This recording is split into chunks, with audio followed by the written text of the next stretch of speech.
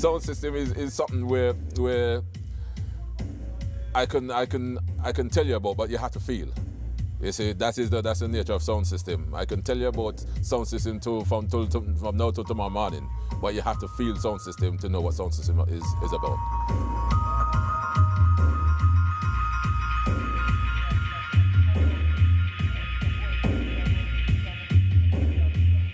Sound system is just box, set of bass bins, set of mid-range, and set of tops, and you have them all spread around the room. I don't know how much stacks, enough man, depending on how heavy a man's sound is, how much stacks him have around the room. And them have amps, you know, bass amp, and a mid amp, and have a tops amp, them have a preamp to control them all. Them have EQ, equalizer, and sound effects, you know, them have a different thing, but it's the power and the music. That's what really is the sound is about. It's the power and the music.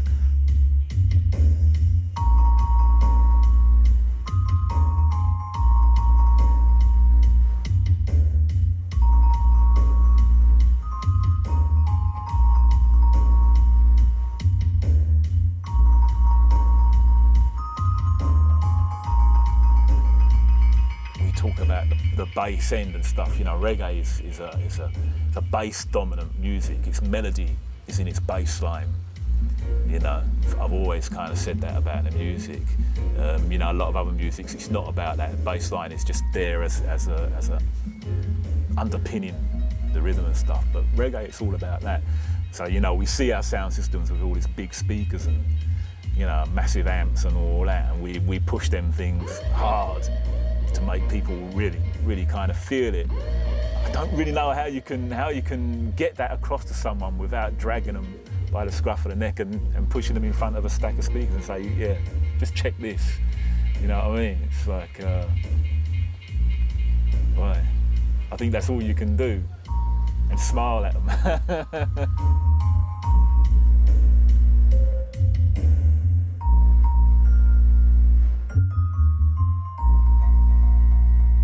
The love of music, that is the greatest, because no man can pay we for what we do. There is no wages, there's no set wages for what we do. We have to love it, or we must be mad or something like that, but musically mad, you know?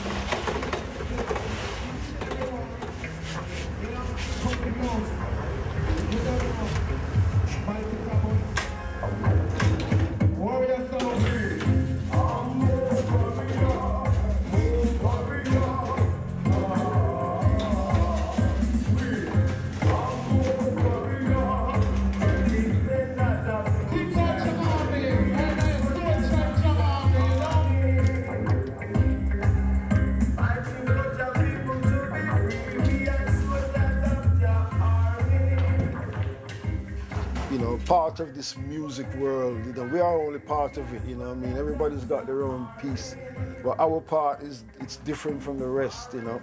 So we need to carry our part through, you know, because that's what we do, you know what I mean? And that's how we play our music. Every live band goes out there and plays their music. We play our music on the thing we've called sound system. They would call it PAs, you know, ours is a sound system, you know?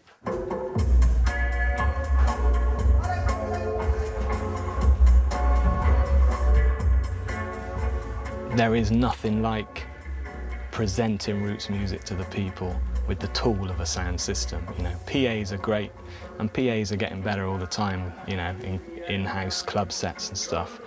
But, you know, with a preamp and an actual home-built sound system, the vibes are incredible. Sound is doing its work because the way it brings the tune, the music over, it's totally different from radio or listening to it on the internet. You know, the music is amplified and there's emphasis on bass and mids and tops and it just changes the whole aspect of the tune. So this is where sound is important, sound system is important.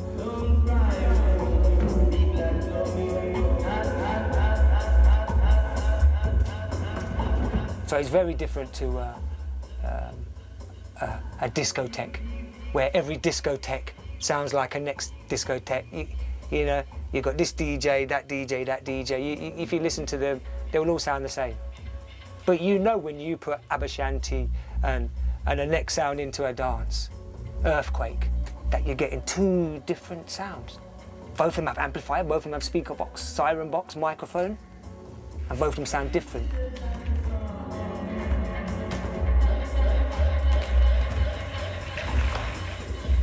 Your own thing is your own thing, you know. You understand? And there's no way a system in a club is gonna sound half as good as your own sound. Trust me, you know? And the way, when your music drops playing on your own sound, the way you deliver it, you know? That is part of how the music sounds. You get to feel the music a certain way. You design your sound to sound the way you want it to sound. You do your own thing. Yeah. So when the next sound play, it sound like a sound, but it won't sound exactly like how you are playing. That's your individuality. Yeah. Because that's how you sound. And every sound sounds different. No two sounds sound the same.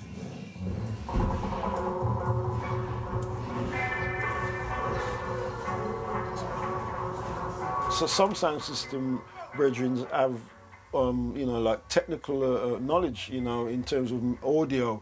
So some of them can actually build their own amplifiers and build what we call a preamp, you know. And a preamp now is like a glorified mixer, but a preamp is something that you put your individual mark on your preamp.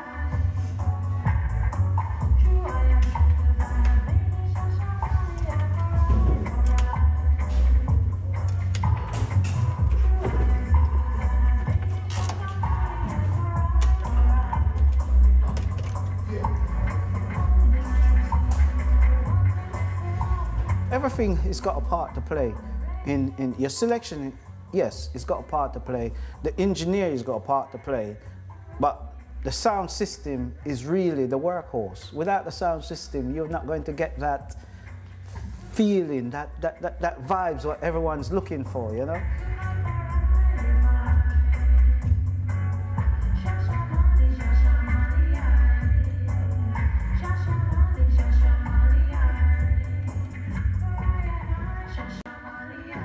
The reason why sound system actually makes the music sound better is because it's like you're returning the music back in the studio, you know, because you got all this equipment, you know, to help you to sort of make the music sound good. And even back then, the people that were building the amplifiers became superstars. Our builder was a man called Mr. Harold Pittigue. And Harold became UK famous wide among sound system man as a amp builder, you know, for building perhaps the most famous preamp, you know, in the UK that we call it Magnum. It's Coxsone preamp. It was the first one that we had a gunshot in it. It was back in the 70s. Whoa, Festus used to like bust this gunshot on the Magnum, a little preamp about that big, not very big. And that's what actually carried Coxsone through our whole time from the 70s up until like the middle 80s, that Magnum preamp. That was Coxsone itself. I mean, if we lost everything else and we had the preamp, we were okay. You know what I'm saying? The preamp always traveled in the car with us, in the front of the car or in the truck, yeah. That was the sound.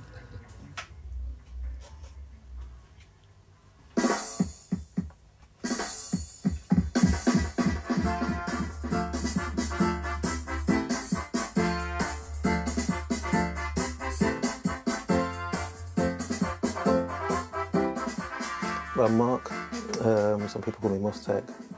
I build preamps for a lot of sound systems, UK, Europe, wherever basically. Well, I've been doing electronics since as long as I can remember, 5, 6, I had an interest. Got my first Audrey 9 at 12 and just progressed, but I always had an interest in music. So I always wanted to mix the two together, and that's how I got into building preamps. And I'd say around 2002, I started selling to other people.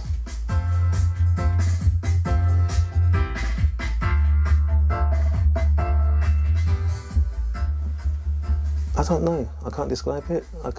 Even thinking back to a child, I can remember going to some parties and just seeing the look of the speakers and the equipment on the stage. I didn't know anything, but just seeing it and hearing it yeah, just something was born there. It's just like a seed was planted to learn more, get more involved.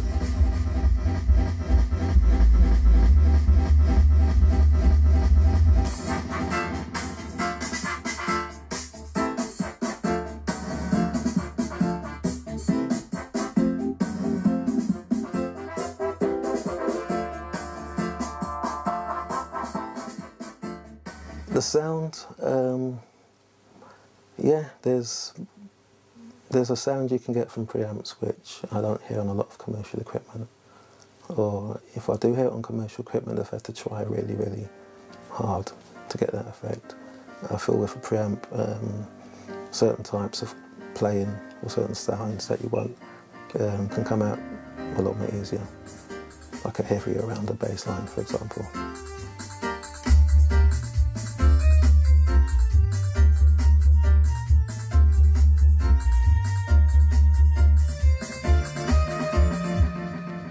One of the main things that will make preamp sounds different are the operators.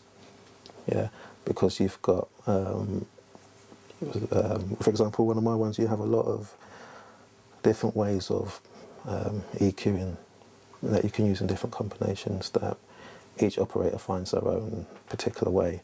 And the same preamp will sound different in different hands. I might get someone sound like Shumadine, you know? I build up the vibes. Check it out neatly. Rastafari vibes, you know? Rastafari soldier.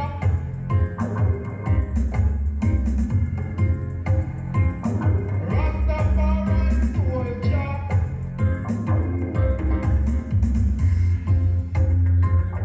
We are Rastafari soldier.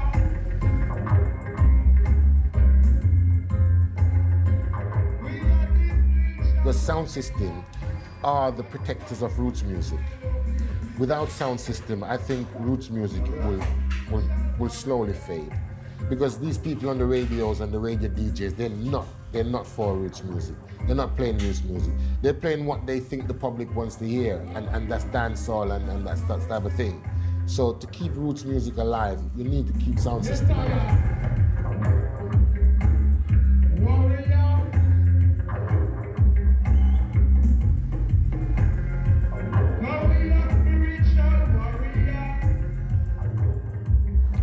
There is a lot of kind of music that is unheard, you know, on the mainstream market, you know.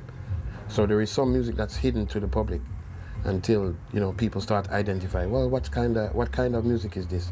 And you say to them, yeah, listen to the words, it's roots and it's different, and sometimes it's digital, sometimes it's with a live band, you know. So, you know what I mean, you know, the symbolization of just the music alone, you know what I mean, is showing that there are music hidden that people don't discover. The next one, you're in your record shops right now as we speak, as of this week, you know. This one also, Rasnito. Listen.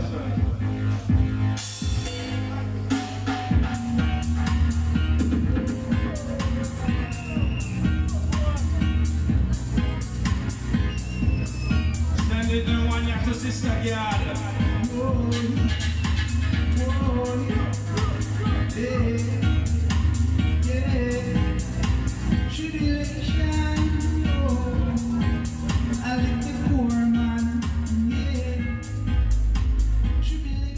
You turn on the radio in England, you go through that legal dial. How much reggae you hear? It's a joke. And you listen to the same station. It's a Radio 1. You listen to Radio 1 today, Friday. You turn it on Saturday, Sunday, Monday, Tuesday. You listen again, they play the same shit every day, right? And yet we're paying license and taxes like everybody else. We can't get our tunes heard. The system is corrupted. Because you try to get a tune or artist on TV in England and see what you have to go through. The walls are so heavy that you wouldn't think it's 2008 where everything's supposed to be free and justice. Yet people talk about equality all the time and so. So much channels. It's not even said it's one channel on the radio. Why we can't have our own channel to play music what we believe in, what we like?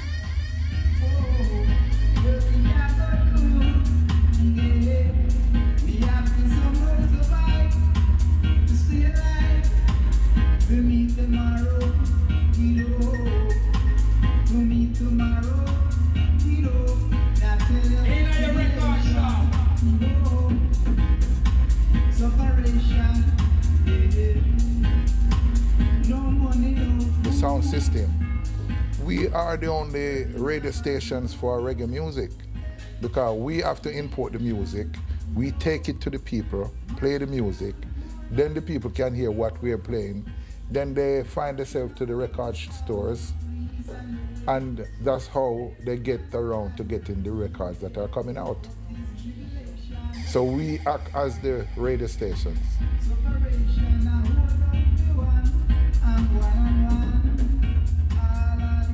It is a media, it's a form of media. And if it's saying something good, the people will hear something good. You understand? I mean, not only with records, we got them utter, which is very important, you know? I mean, someone can make a war if they want. If they say, come now, we're going to Buckingham Palace tomorrow, yeah. Everybody there and things go on. So it all depends what they portray in their music, in their act, you know, what they try to put across to the people. Very essential, very essential.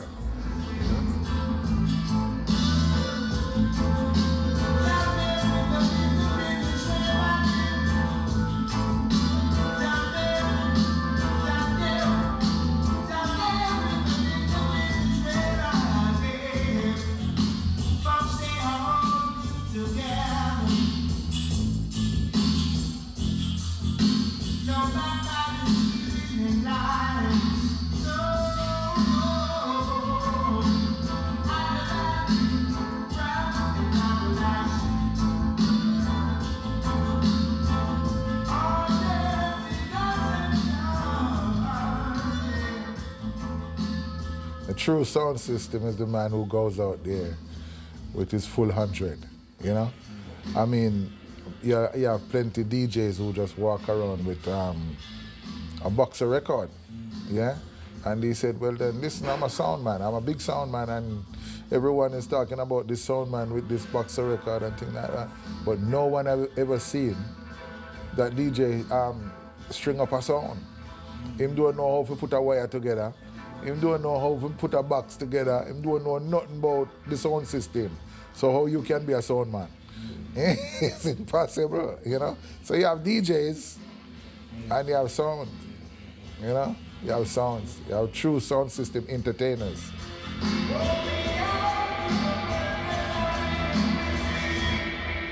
But it's a sticky subject because it contradicts itself. Yeah. Because the way the time and the way England run, or America run, you can't really find a place to carry a sound to play out regular. That's right. So for a DJ to say, I'm going to build a sound, half the time would be pointless because you've got nowhere to play it. Because most of the places over here now, they won't let you carry their sound in the place. So you kind of have to use what they have.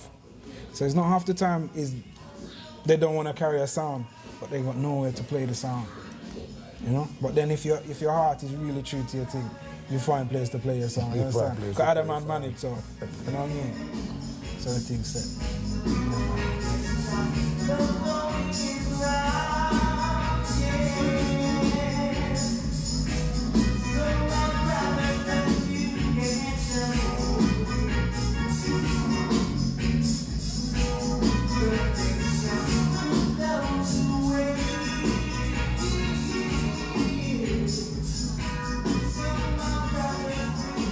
Things in the UK are getting tighter and tighter. Laws and rules and regulations, you know, things like smoking ban, things like sound limit controls, and even festivals and stuff. It's all becoming more and more corporate and more controlled. And it can be quite difficult to get the chance to put a sound system in a club. The club owner will say, well, we've already got a really expensive rig, why do you want to bring yours in and stuff? So, you know, the sound system is a continual fight and struggle, but everybody, you know, needs to continue and play where you can play.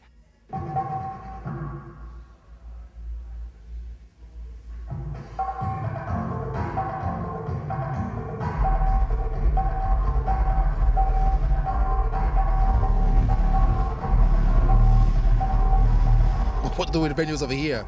They knock them down. So there's less venues to play at, you know? You know, like Leeds. Yeah, like Leeds here, subbed up in Chapeltown. This is a good venue. The next venue is down at University of Dub, London. And there was a place in Bedford before, and there's this, that, the other, and Birmingham, and but they build up and they close down. It's very, very, very rare to have a place like this. So give thanks, we have this place just still blessed, you know. So.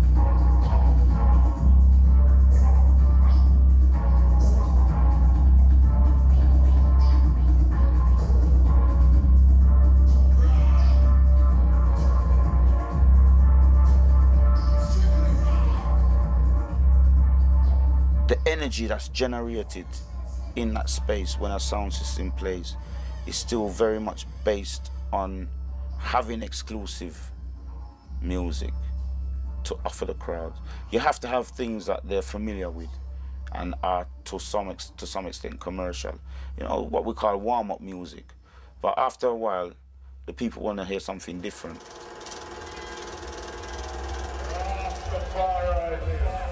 Yes, sir. So the music will continue here. So right now we're going to run the first dub plate for the day, yes? Yeah, man. Special request to each and every one now. Service. Dub plate selection. Feel right in your direction. Channel 1 sound,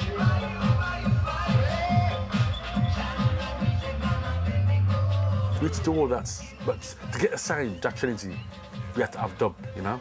Because we played a sound called, what's the name? Ute Man from Manchester in 1982. And we didn't have no dub plates then. And they laughed at us, said, how come you don't have no dub plate? Every song's supposed to have a dub plate. And they threw a dub plate over to us. They threw it, and because to say yes, you need dub plate to play. So every single day, and we said, yes, Motown, we have to get dub plates, because we have to. Because we're going to play a lot of sound, and they all got dub, so we need dub.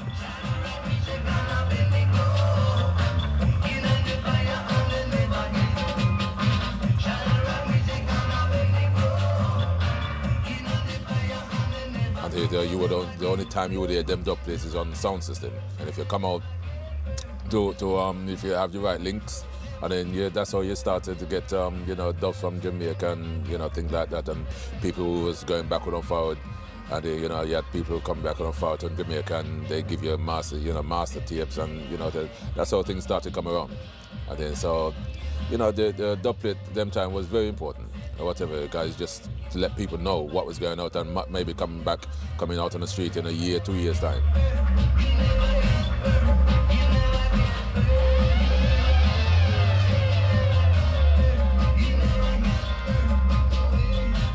It's like I'm supplying a lot of sounds with dubs now. So imagine now it's the same back in the day, where tubbies would concentrate on who's playing out the most, I would have thought, and supply them with dubs, because obviously they want to be advertised in England so that they can sell records.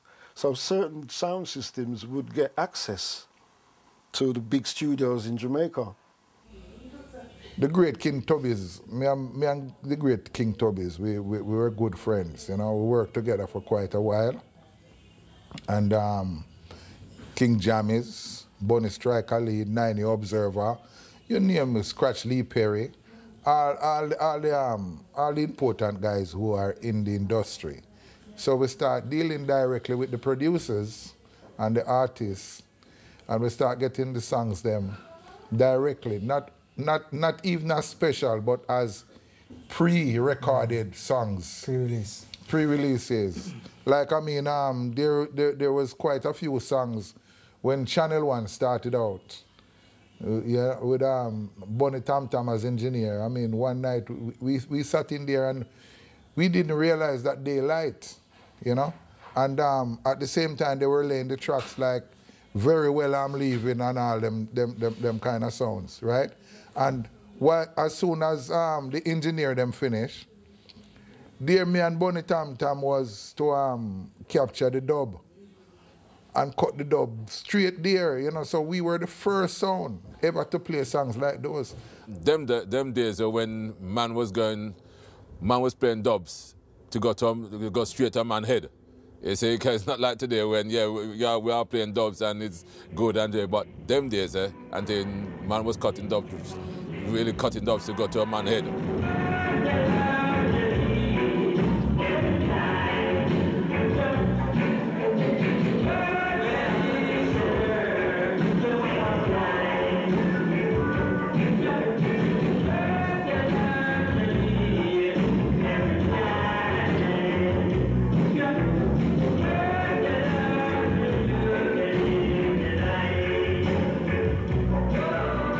In the old days, it was big. If you play a tune that a next man have, man will throw his away in the dance. You know what I mean? Because he's not playing that again. Now he say you have it. You know what I mean? And man used to have to sign off their sound. This was in a roots dance. You know, if you're not a good sound, take off your sound. I was at a dance one day and a song called Jungle Man. They walk over to the next sound and took their record off the deck. God, their sound rule. Their sound rule, you know what I mean? There was a militant sound, Jungle Man.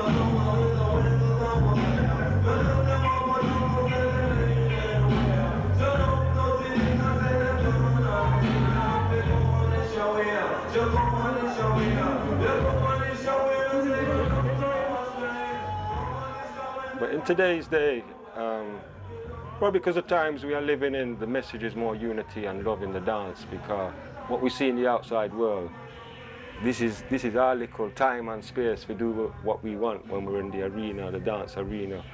So it's our time to tell the people what we defend is the voice of Rasta, is the voice of the poor, is the voice of the ghetto people. So roots music, it don't really carry clash today, it carry more unity vibes, you know. You still might have little competition, man buy this amps and the next man I get better amps, and you know, man might get 2,000 watt amps, next man get 5,000 watt amps just to be better. But the clash thing now really work. To be out there, you just have to do the work good, you know, and perform it right, and everything Irish still.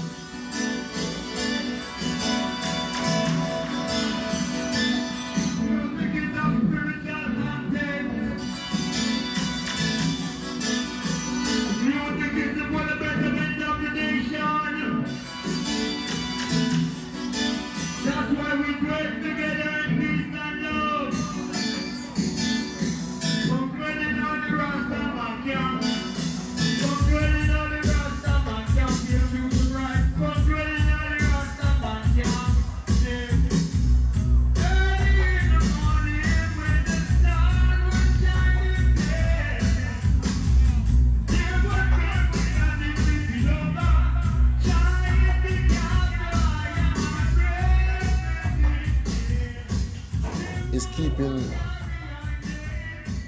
the whole thing about Rastafari within the music as well, you know, because that is roots music, you know, that is what roots music is, that's where it comes from. It comes from the message. I found myself through roots music, through listening to Bob Marley, Burning Spear, Dennis Brown and these people back in the day. That's how I found Rastafari. And Rastafari is the greatest thing in my life, because that's what guides me. And without the music, I wouldn't have had that.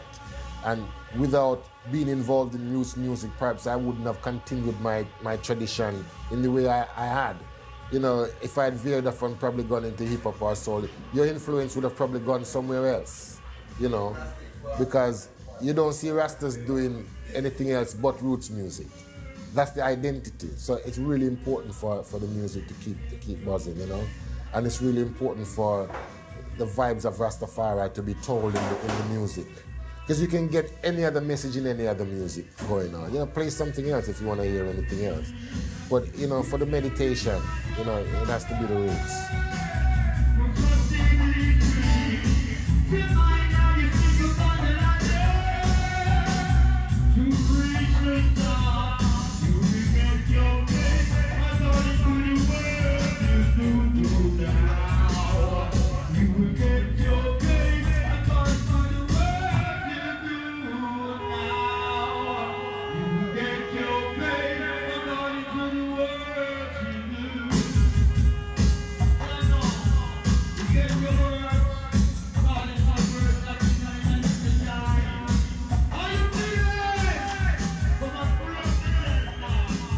Myself, like I said, I'm not a Rasta man, but there's a spiritual thing going off still, you know, and there's a teaching thing with the music and a learning thing and a message thing, you know, which I hope people will take in and kind of understand. You know, this is what it's about. It's not just about boof, boof, boof, boof, boof. There's more to it, you know. We don't come from just that, you know what I mean? We come from a time where it's about the music and its message. Learn your history, learn this, you know, it's an education thing. So I feel that personally as well, you know. It's like we have to be on a little kind of mission. We're not sort of like having to grab people by the scruff of their necks and say, you've got to listen to this and take it in or get out of my dance, you know what I mean? But it's just like, listen to it, you know what I mean? And see how you feel about, you know, what these guys are singing about. Because even if it's about Jah and Rastafari, doesn't necessarily mean you have to start locks up, you know, and start going, yes, Rasta, Jah, and blah, blah, blah, you know. But you can be a spiritual person and deal with love and unity and honesty and good vibes and, you know, that kind of stuff there. So that's what we hope people will get out of it.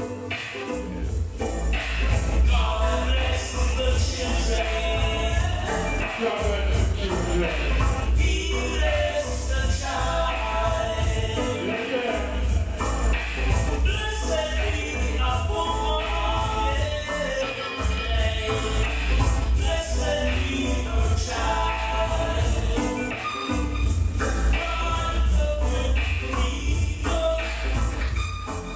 I've always said it's the half that's never been told. For me, that's what reggae is. You know, if you're a person who studies history and you want to know more about your roots and know more about yourself and know about other people too, you know what I mean? Reggae music teaches you a lot. It's actually a tradition, it's a history, it's a culture coming from back to Africa to the Caribbean, and now it's gone worldwide. So I just see reggae music as universal now. It's because of the message. The message is vital.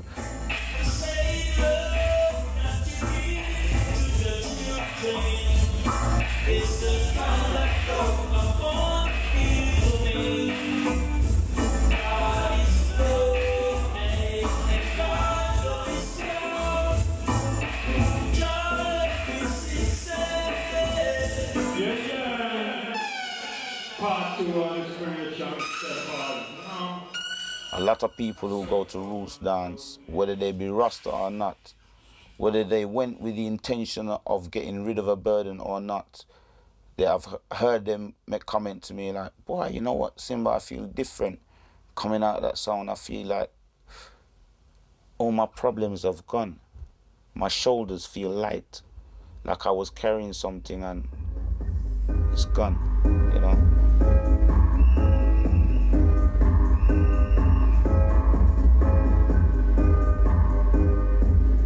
To some people, going to a club is just going,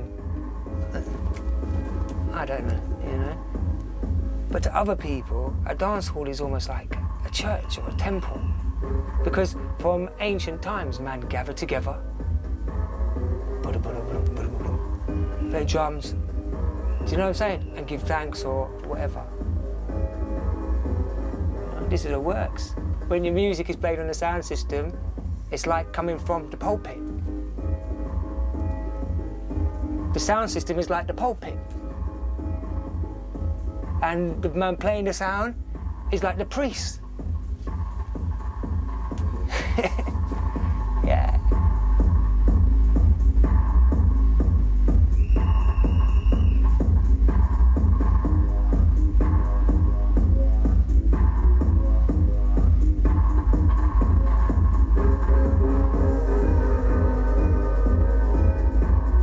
Reggae music to me is like a church, but it's Rasta, you know.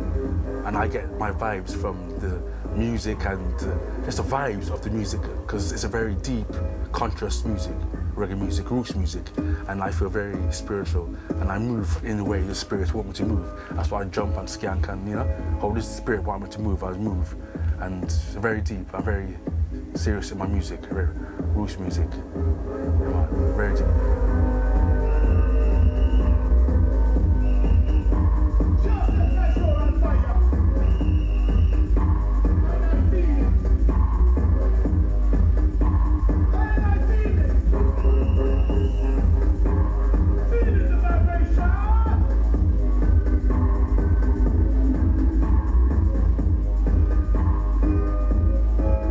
We have to inspire the youth to come up now in roots music, 17, 16, and there's a lot of gun shooting and war and, you know, too much killings is happening. And so we want to inspire the youth to come up in reggae music and see the lights and say reggae music is good and, you know, keep off the streets and too much, you know, just keep playing reggae music.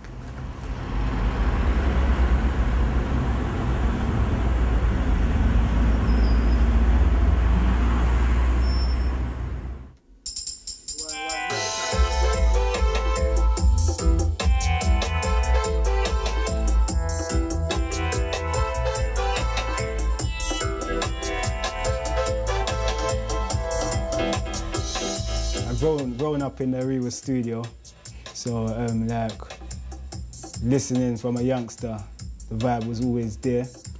I started feeling the vibe for the root stuff, and yeah, I guess around 96, 97 I started producing. Like both of us, we come from parents who've been in the industry for nearly 40, 30 years. So it runs through our blood as babies to listening to records just in our mother's wombs around music and so forth. It was just natural progression, I think, at the end of the day, from birth till now. So yeah, it was evolution.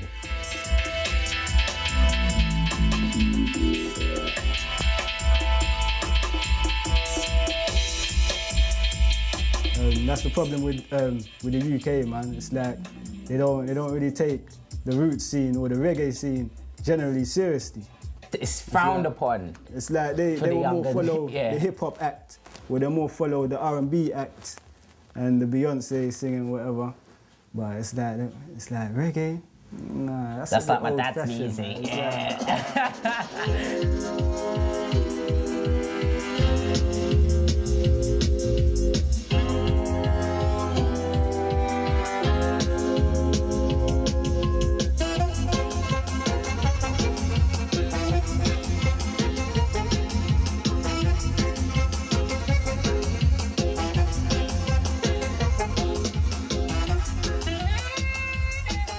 Obviously, seeing my dad from when I was younger, he was a young man, but now he's getting old, man. You know what I'm saying? And it's like, who's gonna be left? Who's gonna be left? Like, I can't see no youths coming up, man. I really can't. Like, apart from Young Warrior here, I can't see no youths serious in this dub thing coming up. So when all the legends go, which Shaka and Mad Professor now are, legendary status, who's gonna be left, man?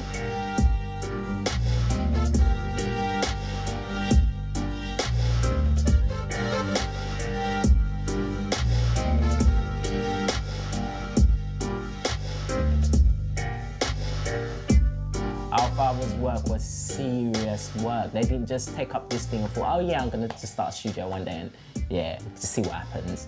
It wasn't in that vein.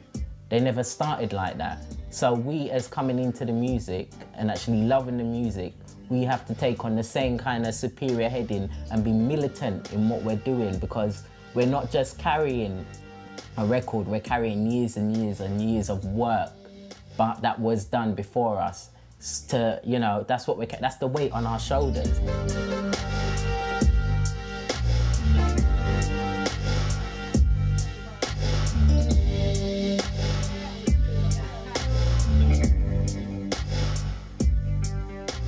There's no choice. There's no other way.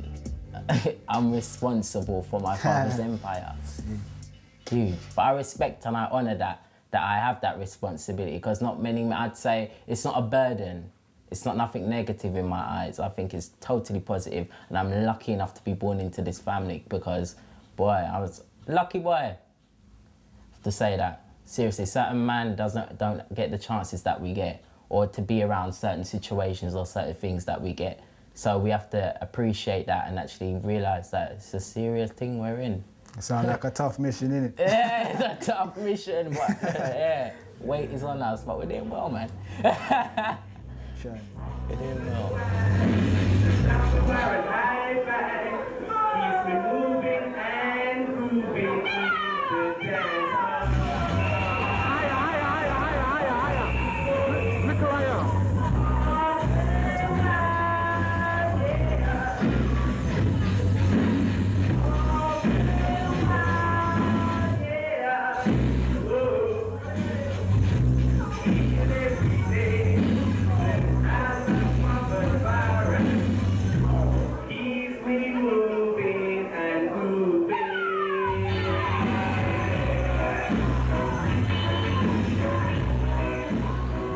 In a lot of the dances in the 70s, it was a very strong black identity as well, you know.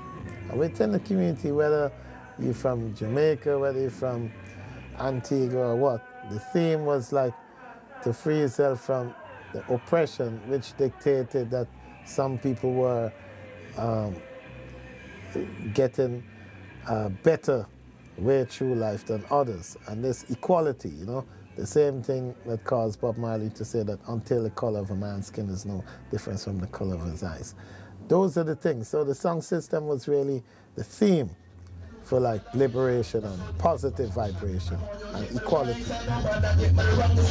Politician them don't give a damn gone. Politician them don't give a damn. But this is something I learned from education. They cannot find a true faith. Politician when they find a million, so they let you play Obama. America and England, them is the same gang. I saw them trying to get up by the Soviet Union. A couple years ago in a Vietnam, so they stay under here. I used to love sound systems, and not only that, in the days everybody had a sound system. All the teenagers, their brother would have a sound system, and they play in their house. You know what I mean? House everywhere. In the 70s and through the late 70s to the early 80s, reggae was a big thing in England.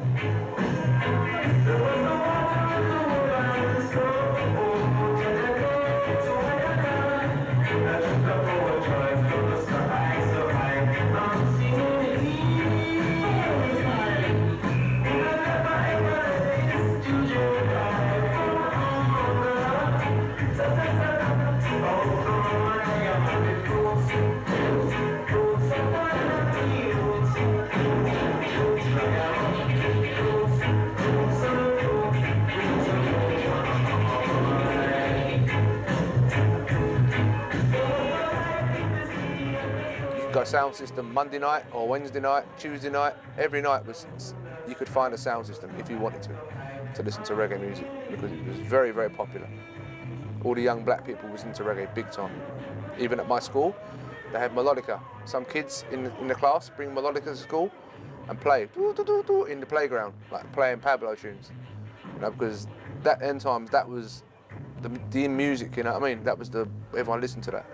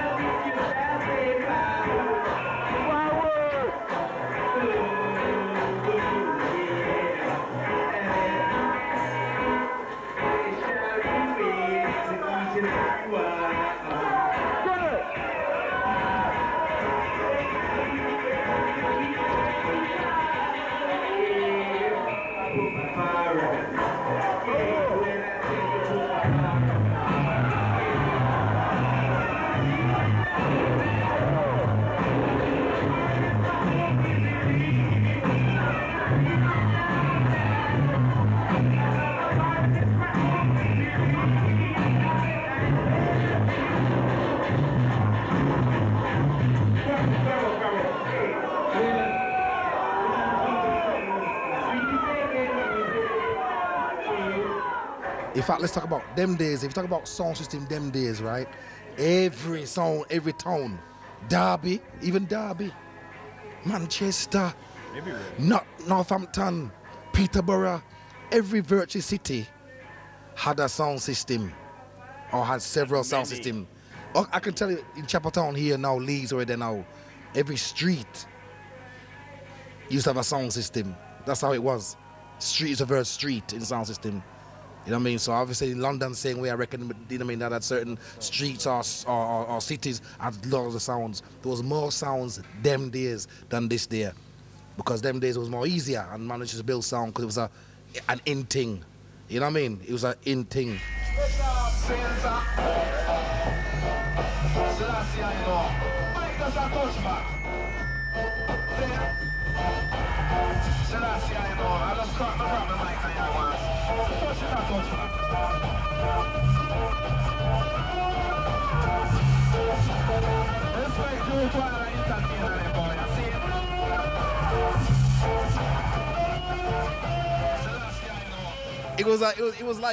It was rough. It was like a Jamaica really to it way back in the days. Yeah, but it was sound. Man, they used to make their own kind of boxes. And then somebody used to make some different designs, you know what I mean? Man used to carve boxes them days. Yeah. You see the grill? You buy a grill nowadays. Man used to carve a grill.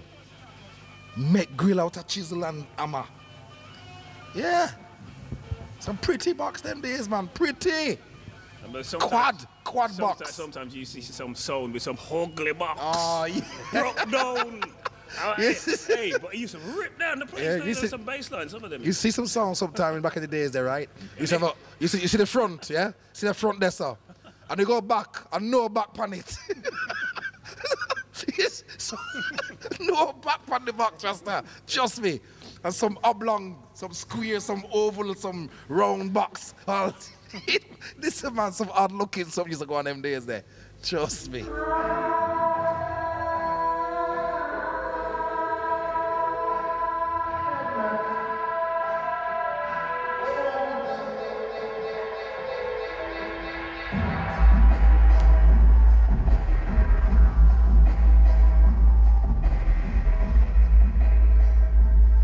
The first set of boxes was just like a square with cutouts.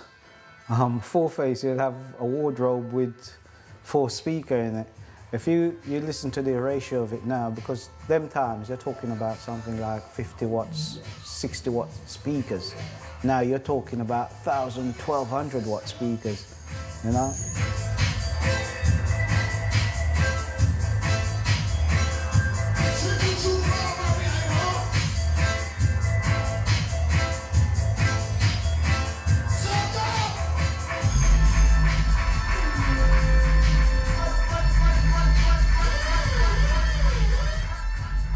Before, as I said before, the boxes was a square. Now there's a lot of intricate designing where the sound moves bigger, faster, whatever. You know, you can use so much design to get so much different sounds. It's unbelievable. And there's still so much what I don't even know about also, you know?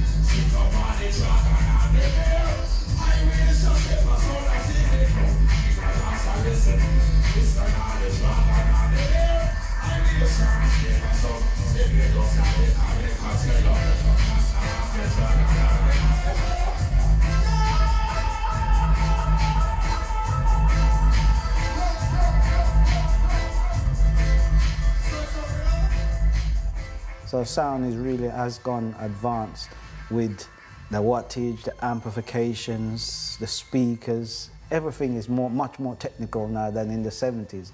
In the 70s, you had a valve amplifier where you just plug in with your bulging plug, big fat plugs, and your bass out of that amp and your tops out of that amp, you know? That was it. That was it. Sound is much more advanced now than what it was when I was a youngster growing up, you know?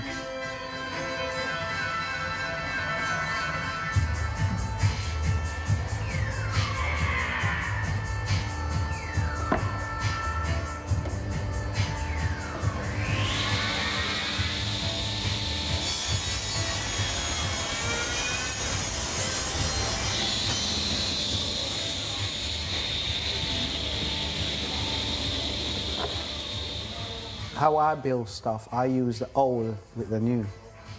You understand? Because if you're coming from somewhere, you must know where you're going with it. You know, I used to build smaller stuff, what sounds as good as bigger stuff. So, you know, it depends on what the customer wants, what they want to hear, and what sort of sound you want to reproduce. Yeah. You just move the boards them around to do whatever you want to do.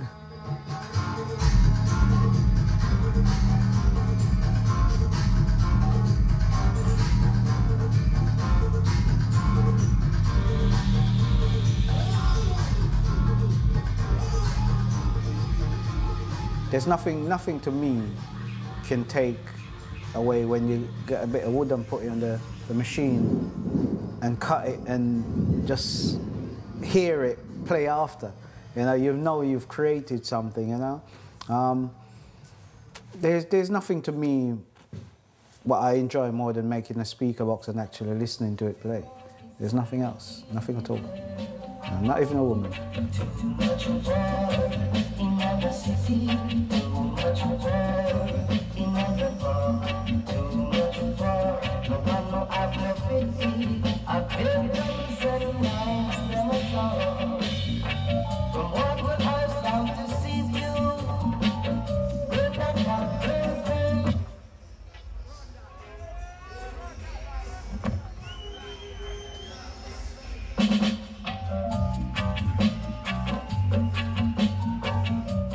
The way Notting Hill today is, within my corner now, it's been regrown, and you get different nationalities now coming in to wear the music of Rastafari.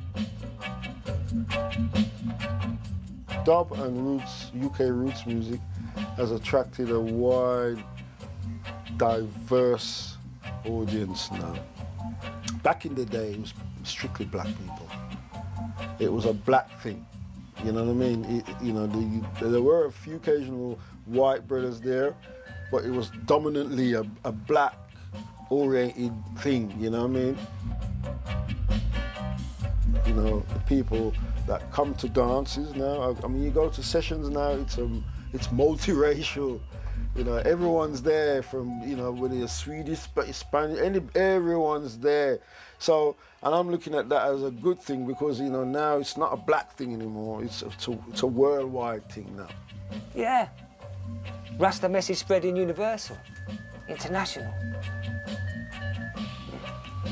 Reggae music is big all over, and it's getting, you know, I'm glad it's getting bigger. That's how I want it.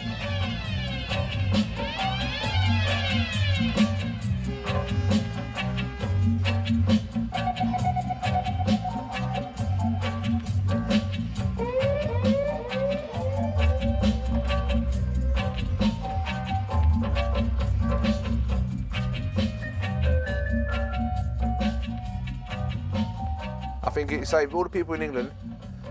It made them be able to sell their records more and help them press more records, you know what I mean? Otherwise, I think if you have to rely on England, you'd finish. You could not exist because in England, people don't like reggae no more. It's kaput, apart from maybe Bashment. You know what I mean? Reggae really is not very big. It's more, the youngsters don't like it. They like more hip hop and garage and whatever, you know? But in Europe, different. They love reggae. I don't know why. I'm glad they do, though. You know what I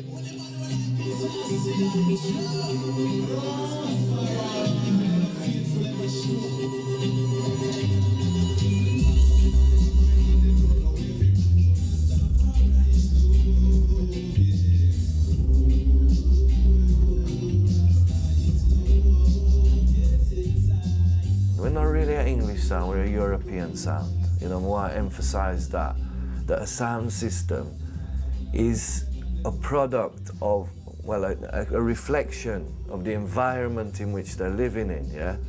So if we was living in England, we would be an English sound, but we're living in Europe, you know what I mean?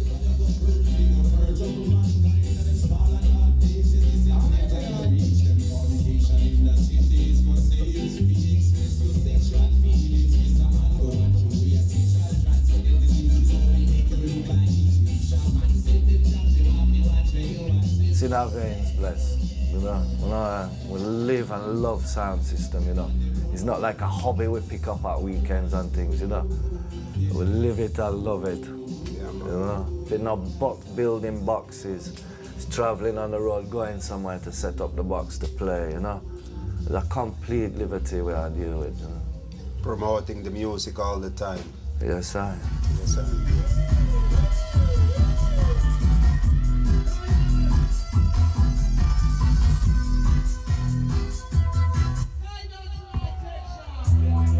You can see this thing is slowly becoming, well, it's fastly becoming a worldwide thing now. You know, and all we can do is take the positives from it and guide it in a direction where it covers the whole globe, man. And that's what we need to understand. Yeah. The Palladium Money after the tree, Metropolitan Police Officers. Yes? Special request to you.